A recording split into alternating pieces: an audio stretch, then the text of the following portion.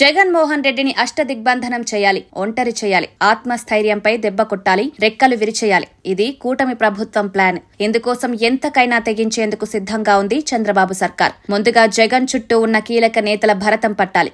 ఒక్కొక్కరిపై కేసులు నమోదు చేయాలి, అరెస్టులు జరగాలి. ఇలా ప్రత్యేక వ్యూహంతో ముందుకెళ్తోంది కూటమి ప్రభుత్వం. సాధారణంగా జగన్మోహన్ రెడ్డి చుట్టూ విజయసాయిరెడ్డి, సజ్జల రామకృష్ణారెడ్డి, వైవి సుబ్బారెడ్డి, చెవిరెడ్డి భాస్కర్ రెడ్డి, పెద్దిరెడ్డి మిథున్ రెడ్డి, వైఎస్ అవినాష్ రెడ్డి వంటి వారు ఎక్కువగా ఉంటారు. అయితే ఇందులో విజయసాయిరెడ్డి ఇప్పటికే అస్త్ర సన్యాసం చేశారు. కూటమి ఒత్తిడి తట్టుకోలేక రాజకీయాలను విడిచిపెట్టారు, వ్యవసాయం చేసుకుంటున్నారు. ఈ ఎపిసోడ్ వెనక కూటమి ప్రభుత్వ పాత్ర ఉందన్నది స్పష్టం. అయితే ఇప్పుడు కూటమి ప్రభుత్వం ఫోకస్ సజ్జల రామకృష్ణారెడ్డిపై పడింది. ఆయనతో పాటు కుమారుడు భార్గవరెడ్డిని సైతం అరెస్టు చేయాలని భావిస్తోంది కూటమి ప్రభుత్వం. ఇప్పటికే సినీ నటుడు పోసాని కృష్ణమురళి అరెస్టు జరిగింది. ఆయన్ను విచారిస్తున్నారు కూడా.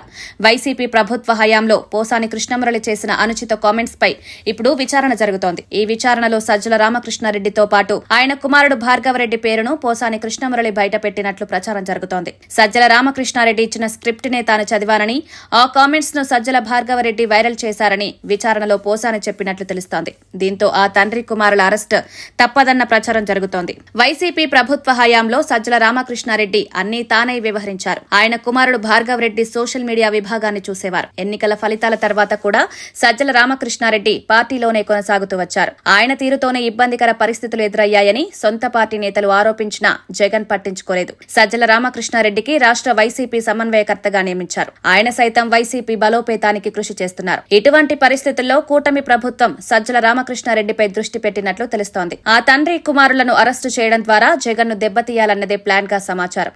మరదెంతవరకు వర్కౌట్ అవుతుందో చూడాలి.